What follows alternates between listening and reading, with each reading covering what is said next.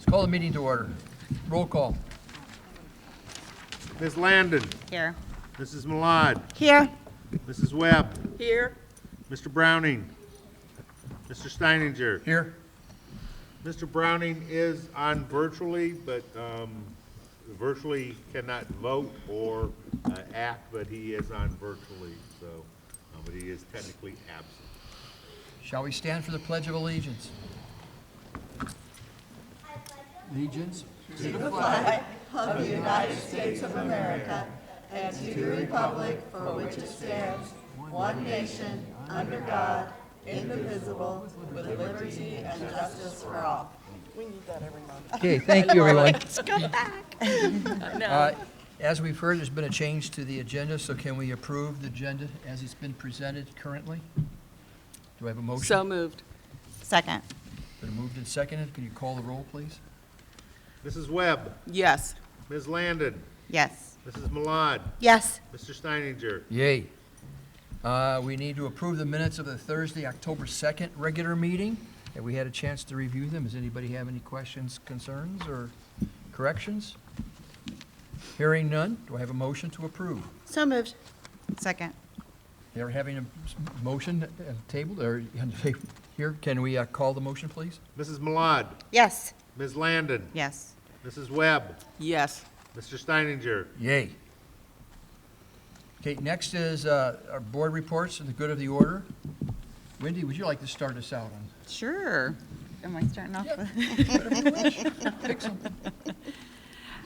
Okay, so we would like to thank everyone that participated in the Fairborn City Schools Student Ambassador Trunk or Treat at the primary school, which I was very fortunate to be part of. The line looked like it was never going to end. I think that we were there until at least about 10 or 15 after 7-ish or something like that. So we want to thank everybody that did participate, so thank you.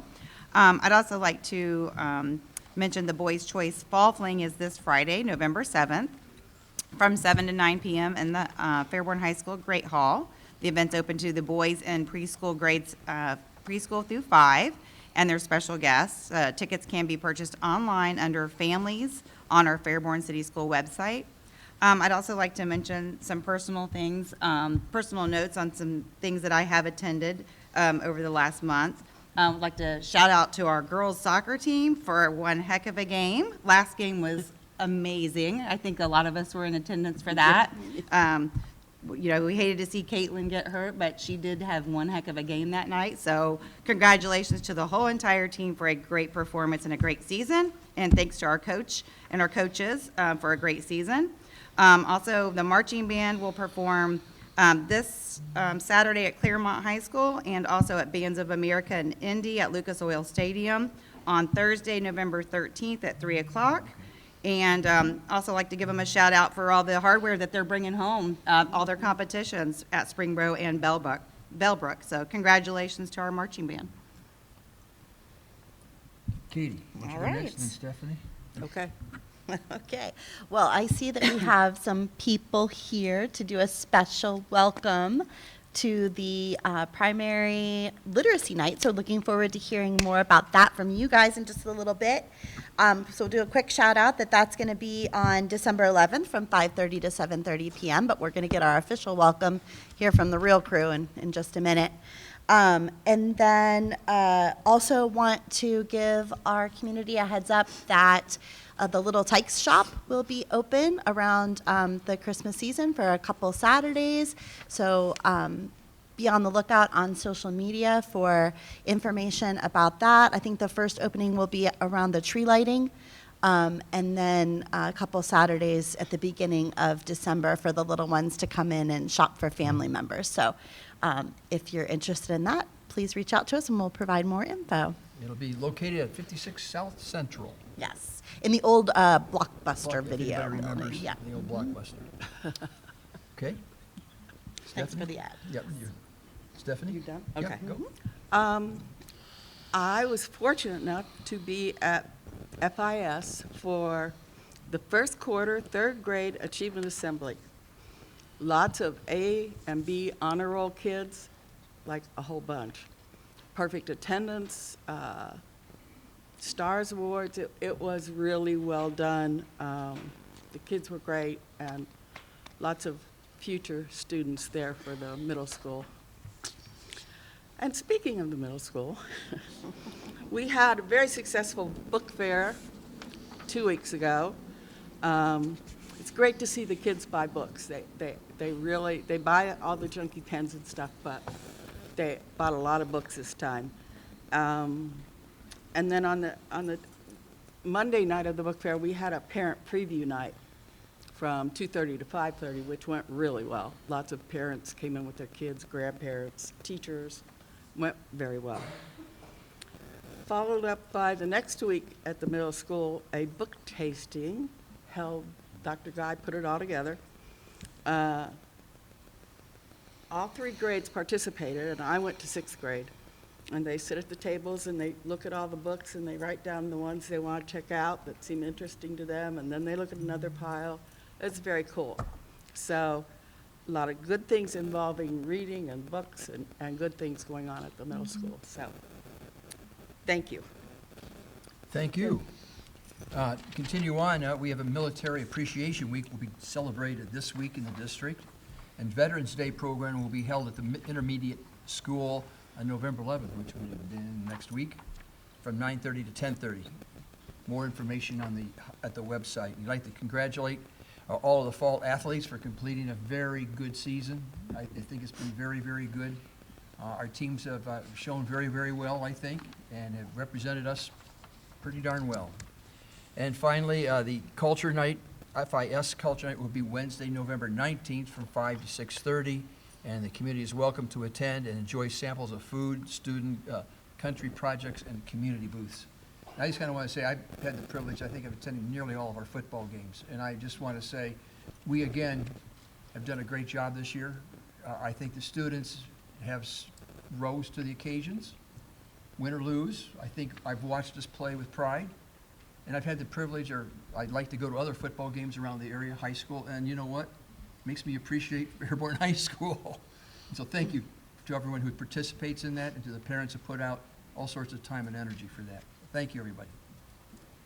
That's it, I think. Anybody else have any additional comments want to add to the thing? Okay. Recognition of visitors. Mr. President, we don't have anybody signed up to speak tonight. Okay. We have school district presentations, and I'll turn that over. So first of all, we would like to invite Mrs. Lori Queen and some very special students from Fairborn Primary to tell you about their upcoming literacy night.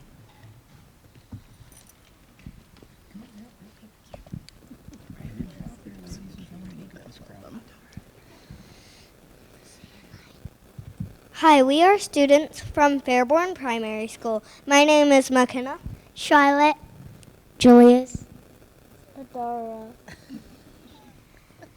Every year, we welcome families of Fairborn Primary School to do some fun learning games with teachers. We are so excited to invite families back to this event this year.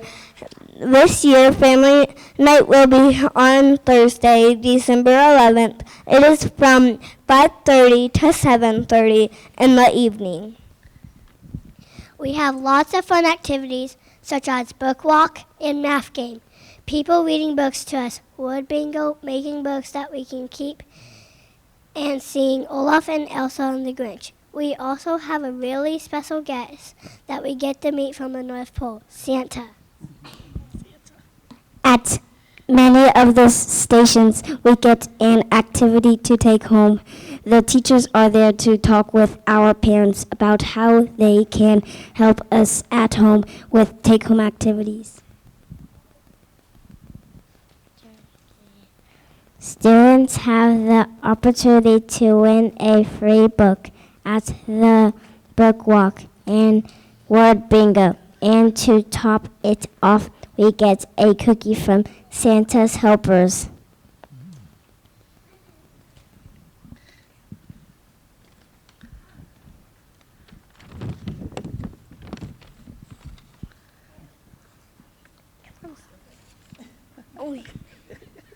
We have to say hello together.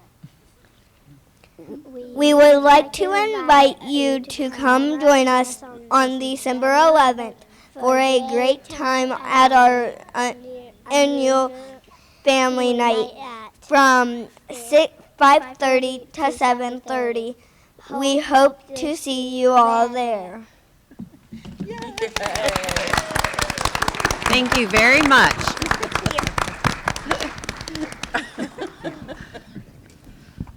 else needs to be said?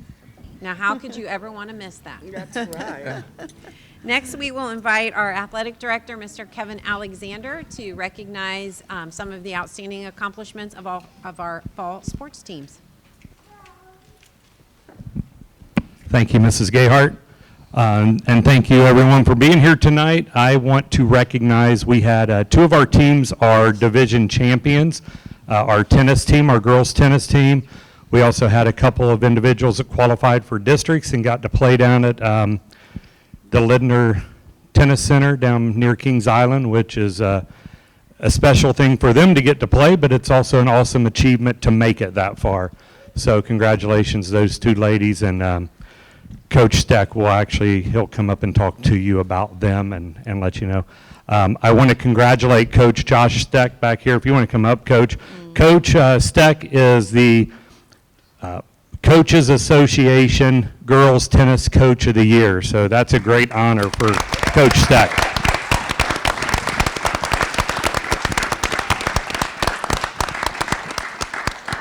And before I give him the mic, because I have to go do a parent meeting, so all the parents from the fall sports that was at the meeting, I get to do that for the winter sports tonight. But we had another coach. He was unable to be here tonight. He had a prior engagement, but Tuesday, our girls soccer coach, Marty Malad, informed me that he is also the Coaches Association Coach of the Year. So I do want to congratulate Marty, and hopefully we can get him here to a meeting in the future. The other team that we're going to recognize tonight is our boys soccer team. They are also the Miami Valley Division champions this year. So Coach Lucas Durker is going to come up and talk to you about them as soon as Coach Steck gets finished. And so I will now turn the mic over to Coach. Thank you. All right, Coach Furman, if you could come up too. Just real quick, we had an excellent season, a winning record, division champs. This is 3 out of the past 4 years we've been our division champs. Qualified kids for districts. Maddie Becker, I think, we went back, we contacted old coaches. I think she's the only female 2-time district qualifier in our school's history, as far back as I could go, which was to the Betsy Burns years. She didn't know anyone. So that's a huge accomplishment. But besides all the tennis stuff, just a fantastic group of kids to work with. There were some highs and lows. They really showed their character at a couple matches that just blew me away. I'm just beyond proud of all of them. So Coach Furman is going to announce the players that are here tonight, and we'll clap for them. Coach, can they come out front when you announce them? That'd be great. Yeah, since the superintendent said come up front, do that. All right. Those of us that are here with us, we have Isabella Mai. Come on down.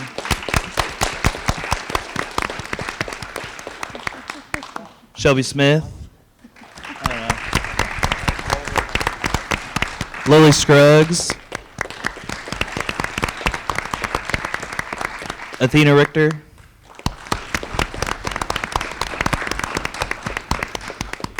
Abby Hauser. Olivia Schuyler. Avonlea Henderson. Lila Malcolm.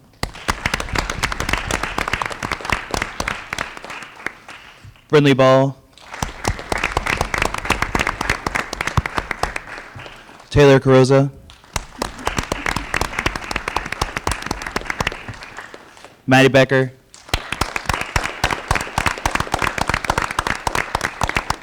Kylie Williams.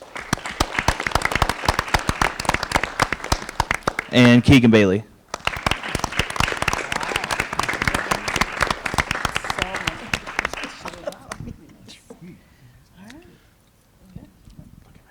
We want to get a picture with you. So stay there. Don't move. Don't get a picture, okay? Come on. Come on. Don't worry about me.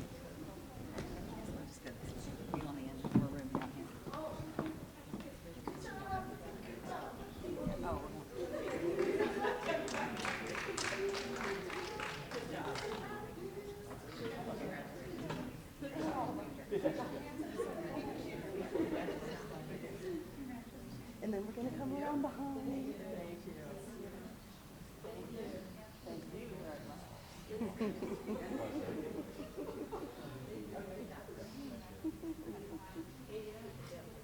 I know, that's the plan. Oh, that's the plan. You can see my little face peeking out.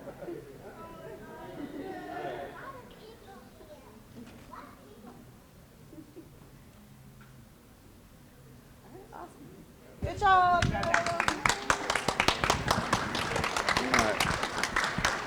Nice job, ladies. Now return to your seats, or you can go. You're dismissed. All right. Now bring it up, Coach Lucas Durker, the division champ boys soccer team. Congratulations.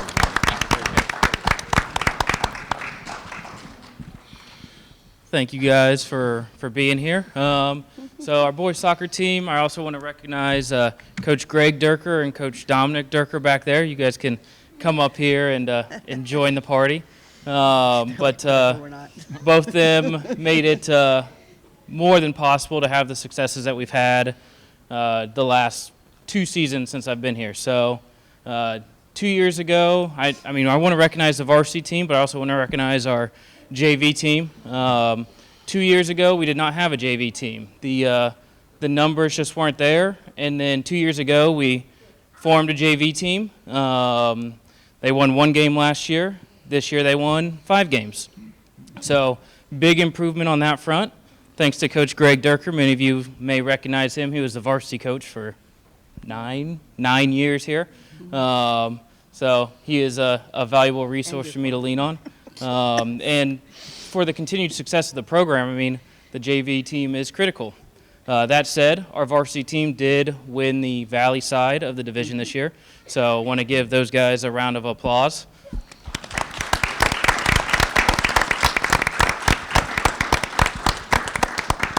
We don't have the same numbers turnout that the girls' tennis team did, but we got a couple of the boys here, and we'll recognize each and every one of those. So, gentlemen, if you'll come up here, Dylan, Jeff, and Nolan.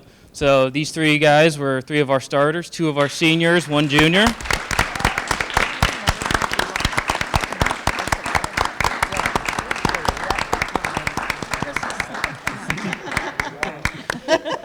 They didn't know what they were getting into, so surprise. Dylan, far left here, was our goalie for the year. He is actually a 4-year goalie.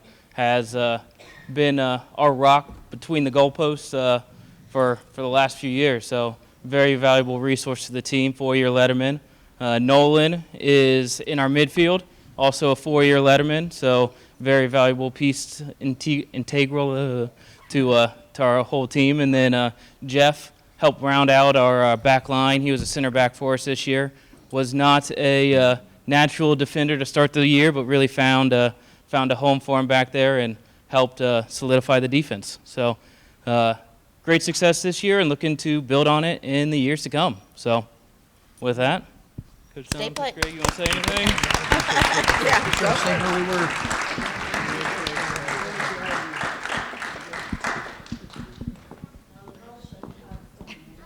Thank you.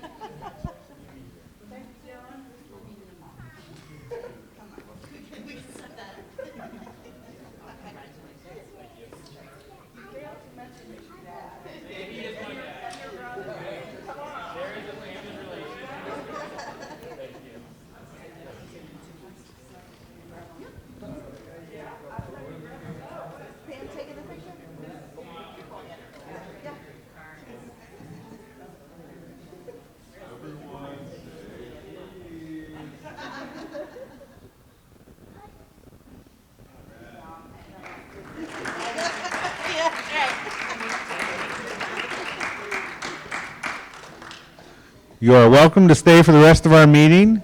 If you'd like to learn about school finance, stay in your seats. But if you want to leave now, you are excused.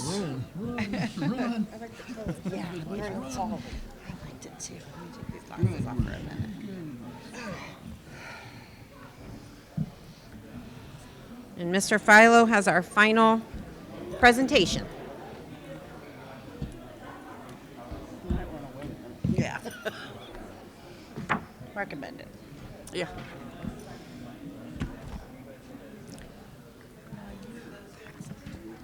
These are all for us. Pass them down. Yep. All right. Yes. Yes.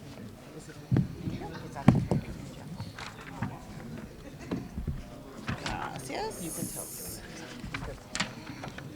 tell. What's this presentation about?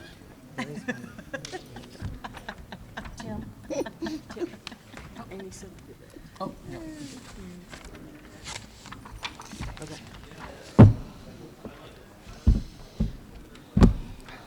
go ahead and get the microphone.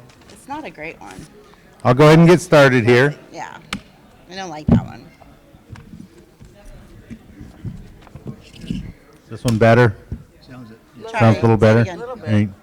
It might just be the. So this is the second half of the presentation on the 5-year forecast or 3-year forecast. Broke it up a little bit so it's not as boring. Don't laugh. It was not supposed to be funny. But it was. you're just naturally funny. So the title of my presentations are value. In terms of I stress that Fairborn schools are a good value, a good investment, that our results are above average, yet our costs are below average. Great definition of good value. So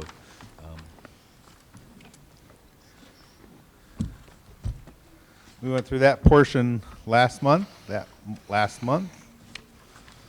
So this is the new. This is our per pupil expenditures for fiscal year 24. It's a year behind. I've done this every year for the last 8 years just to show where we rank in terms of how much we spend per pupil. And in Fairborn, we're in the light blue, and we spend $15,249. You can see that's a little bit more than Cedar Cliff, a little bit less than Mad River. The Greene County in green is at $15,300, just slightly above us. The statewide average is $16,311, so they're spend over $1,000 more per pupil, and our results of 4 stars are above average. So thus we spend less per average than the state, but have above average results. This is also the same group that I've used over the years, so to keep things consistent. The group average there is at 16,500. You can see the top out at 23,000 for Dayton Public Schools, followed by Troutwood. So in terms of, it varies significantly from what Greenon spends to what Dayton spends. There is no right answer when it comes to how much to spend per child in terms of how much usually tougher districts with more disadvantaged kids, more disabilities, usually will spend more on average, but there are also exceptions, richer districts that spend more on different things. So you can read into this however you want. The main takeaway from this is Fairborn spends less than the statewide average and spends a lot less than some of our competitors, yet still has better than average results. This is the same group of school districts in the same order that they spend per expenditure per pupil, but the one to show the average income for 2024. Again, Fairborn's at $59,000. The Greene County average is at $83,000. The statewide average income is $75,000, significantly higher than Fairborn's. You look at this and say, well, the average income should be the ability to spend. But you look at places like Bellbrook that spends one of the lowest and has the highest average income, and the places that have the lowest, Dayton, spends the most. So many studies have been done on student outputs. One of the main consistent factors is income of the families as the best indicator of results. So I think we do exceptionally well with the population that we have. Showing direct comparison, Fairborn, as I said, spends $15,000. Our average income is $59,000. Our number of students with disabilities went up slightly to 20.4%, and our economically disadvantaged is 86.2%. Okay? In comparison, these are the same comparisons that I've done over the last 8 years. I added in a few more last year. Troutwood spends 31% higher. Their average income is 36% lower. Their number of students with disabilities is lower than us, and they have the highest in terms of economically disadvantaged, almost 97%. In terms of, it still amazes me, Troutwood as a community does support education very, very well. So, Huber Heights, our neighbor to the northwest, spends a little bit less than us, 6% lower, while their average income is 1.7% higher. Their number of students with disabilities is lower, and their economically disadvantaged is almost half of what ours is. So the most important thing to compare to, though, is the statewide average. The statewide average, the expenditure per pupil is 7% higher. The average income is 28% higher. The number of students with disabilities is at 16% compared to our 20% lower, and the economically disadvantaged, as you'd consider statewide average, is right around 50%. These are ones I added last year in terms of comparisons to Beaver Creek and Mad River. Beaver Creek's expenditure is 5% higher. Their average income is 86% higher. Their number of students with disabilities increased a little bit from last year. They're at 17.5, but their economically disadvantaged is 1/4 of what ours is. Mad River, their expenditure per pupil is almost exactly the same of ours. Their average income is 24% lower. Their students with disabilities is significantly lower at 14%, and their economically disadvantaged is also lower. We went through that last time. So the last part that I wanted to go through is pending legislation. You can't pick up a newspaper, turn on a television without hearing anything about school funding or property taxes. So this is a lot of the pending legislation that probably will go through. A lot of this has been passed by the House, has been indicated that the Senate will pass it, and it will become law. So I included some of the major things and some of the minor ones that would affect directly Fairborn schools. Okay? The first one, the one that would hurt us the most, and I don't really want to say the word hurt, but over the long term it will. It accelerates the inclusion of levies in the calculation of the 20 mil floor in tax year 26. Okay? Right now, as we're at the 20 mil floor, we have a levy, a substitute levy on top of it, so our effective millage is like 24. But when we were at the 20 mil floor, the last time when house prices and property values increased significantly, we got an increase in taxes. This would make it so we're now at 24 mils. There is no acceleration. It would probably cost us, if the next revaluation probably went up about 20%, won't cost us any money than what we currently get, but we won't get any increase. That increase could have been between $2 and $3 million a year. So while I've talked here before about the need for a levy in 24, which we didn't have that need for, and we didn't ask the voters for it, we're now talking about a small property tax levy in 27. This probably will make that a surety in terms of there isn't anything that I know of that will put that off. Okay? It caps the revenue that schools will receive at the 20 mil floor at the rate of inflation. So instead of values going up 20 to 30%, like they could have, they might go up 3 or 4%. So it basically keeps us where we're at, which is I'm thankful for, because they talked about going backwards and taking money away from us, taking up to $5 million a year away from us. So I'm thankful that isn't happening, but we won't get any future growth. It does not adjust the school funding formula to account for the revenue cap. So their formula will show us getting all this money, but we won't get the money in the state of Ohio. It makes phantom revenue even worse.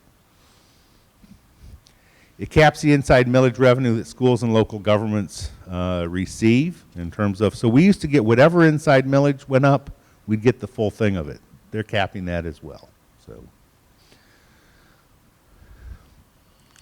That's the major stuff. The minor stuff excludes revenue attributable to new improvements or the expiration of tax reductions. So if there is a new housing development built, we will see new money from that. Okay, there could be a possibility of that.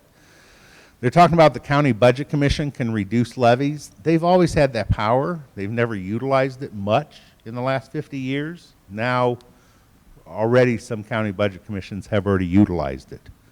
It says a hands-off, that if you pass a levy, the county budget commission cannot reduce it for 5 years. That's a positive thing, but it revises the definitions of unnecessary and excessive to go with Governor DeWine's working group definitions.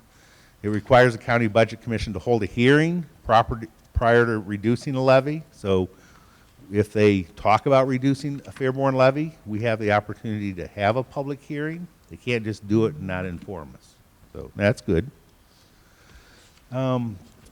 Authorizes the county budget commission to reduce the amount to be raised by any levy. They've always been able to do that, but let's say we pass a 4 mil levy in 2027, and after 5 years they say, you guys are doing good, we're only going to collect 3 mils. That's at their discretion. We'll be able to testify and argue our point. We've been able to do that in the past as well, but they've never really utilized that tool. And that if requires taxing districts that will collect more revenue in the succeeding fiscal year than in the current fiscal year from any tax levied within the 10 mil limitation to provide a declaration of intent to collect or forego the additional revenue. So I see an additional action that will have to be taken by this board, because if we get a $5,000 increase in property taxes, we have the need for it. So we will always have the declaration of intent to collect the additional revenue. Unless Jeff Madden leaves us $300 million in lottery funds, we will probably always have that declaration of intent to collect. No pressure. No pressure. Good chance? Good. And that concludes tonight. Any questions that you have? I have no questions. Do any? Not at this time. Not at this time. Any Great. other questions? Thank you. Thank you. Next, we have the budget and finance section here. We have the treasurer's recommendation to approve the receipts for the month as attachment 1. And the next one is to approve the resolution approving the waiver of a delinquent real estate property taxes located on Kaufman Avenue, parcel numbers A 0200020001001900. Do I have a motion to accept? Do we accept that approval? Anybody have any question why we're doing that? Do I have a motion? Kevin, do you want to give a quick rundown on that one? Why- So Maybe it's a good idea. the city approached us about the old, what was there before? Skyway Plaza. Skyway Plaza. Oh, okay. The Elder building building. that was there before, they totally moved out of it. The city demolished it, charged it against the taxes. The company that owned it just walked away from it. The city took it over.